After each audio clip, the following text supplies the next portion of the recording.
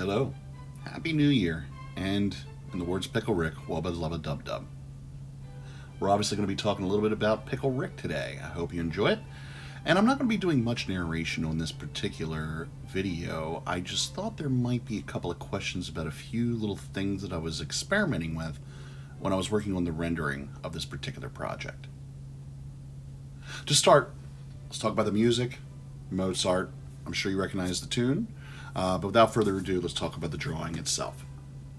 Now, this is an original piece, even though the character is not original. This is obviously Pickle Rick from the Rick and Morty cartoon series, currently in season 4, but if I'm not mistaken, Pickle Rick was an episode from season 2. One of my favorite episodes, which is what inspired this particular drawing, and if you know anything about this episode, Pickle Rick, this particular character, got into a pretty nasty knockdown, drag-out fight with a bunch of rats, and that's what inspired this particular picture. It may not be terribly obvious here, but Rick is holding, Pickle Rick, I guess I should say, is holding some sort of a makeshift gun that he put together in his pickle form.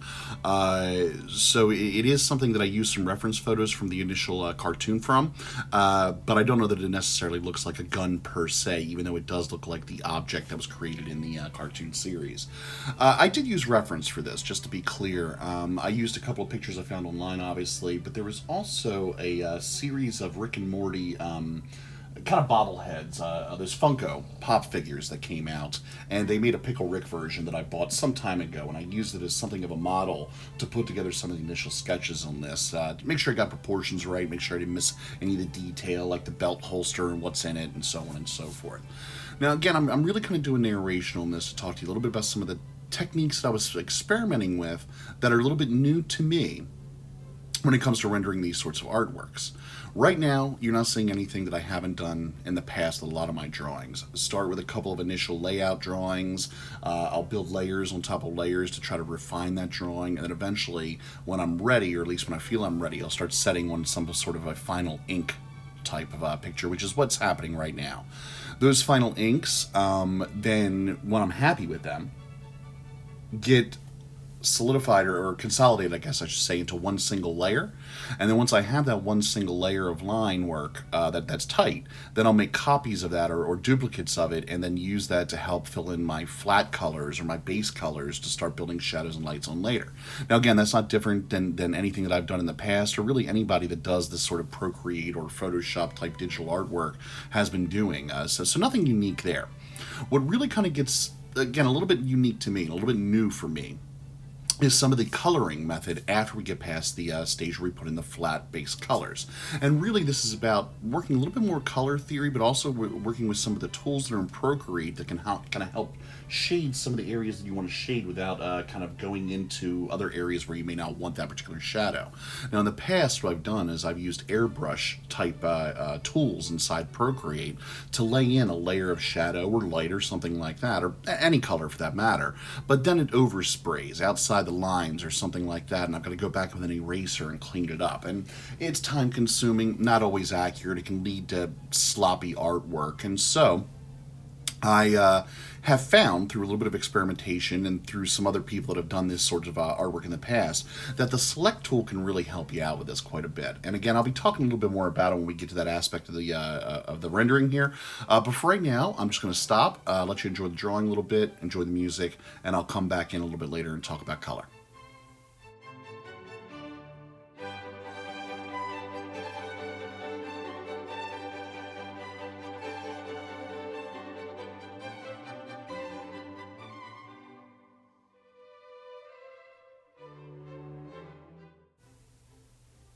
Just a note here about some of the color choices that were made in rendering the background, and of course Pickle Rick in the foreground there. Pickle Rick, for obvious reasons, is green. And we'll see as we put in shadow and light a little bit later on, there'll be some striation in that green, some lighter greens, some darker greens, etc. But the important thing here is to understand that green is the predominant color here. Even though there's only one small area where I'm using it, since Pickle Rick is the focus of this particular piece, green has got to be a color that I'm very, very conscious of because I want him to pop off the page. Something that I don't know that I've necessarily been 100% successful in with some of the drawings that I've done in the past, which is, again, speaking to a little bit more color theory about what I'm doing new here. And what I've done new is in the rendering of the background. And when I'm rendering backgrounds, typically, I'll use whatever colors come to mind or whatever is appropriate to the environment.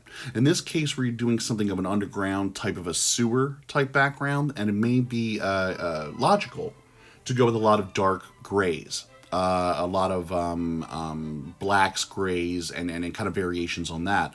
And even though it may not necessarily look like it right now because of some of the bounce of the other colors that come in, the background is actually purple. And it's a desaturated purple. It's more on the gray area or the gray end of the purple spectrum. But again, the color was chosen for a reason. Purple, being the opposite of green, allows that green to really kind of pop off the page, stand apart from the background, and really kind of give you that focus that I'm looking for with this particular picture. I'm also starting to get into the shadow rendering now. So again, let me just talk a little bit about how I did the shadow on the right-hand side of the pickle, and then the light source on the left-hand side. Both of these were done using the select tool. So you can't really see it now because I'm not doing this live, but what you can do is use the select tool to trace around the outline of the right-hand side of the figure. You kind of create a kind of a closed circle loop with that particular tool. And then once it's set up, you can use a brush, in this case I used an airbrush, to paint in that dark shadow on the right-hand side. Now, you'll notice that it kind of fades to the left, and that's because the other end of that loop, the left-hand side of that select tool loop, is way off in the distance, so I'm not going to meet that edge. But I am meeting the edge on the right-hand side where the outline of the Rick figure exists. So again, the reason for using this tool is so that I can spray and get that kind of faded and blended kind of a tone from the dark to the lighter green. But on the right-hand edge, I wanted that hard edge because that's where the line of the figure stops. I didn't want it to overspray into the background, and so the select tool really helps out with that and making sure that you maintain those clean lines. And you'll see that I'm going to use this a lot of other times as well. So when I get into the rats in the foreground, I'm going to use something similar to kind of help parts of the body and parts of the fur stand out more than the other. And I also did a little bit of that kind of work as well in trying to get some of the textures. So it may not be 100% noticeable here, but if you look at the hairy shoulder of Pickle Rick, there's a lot of texture built in there meant to kind of mimic a fur type texture. Again, I may or may not have been successful in this, but the question here becomes whether or not it's effective enough to give you some sort of a sense that there's 3 dimensions there. And I would say that even though it may not look 100% like fur, it does certainly give you a rendering of 3 dimensions.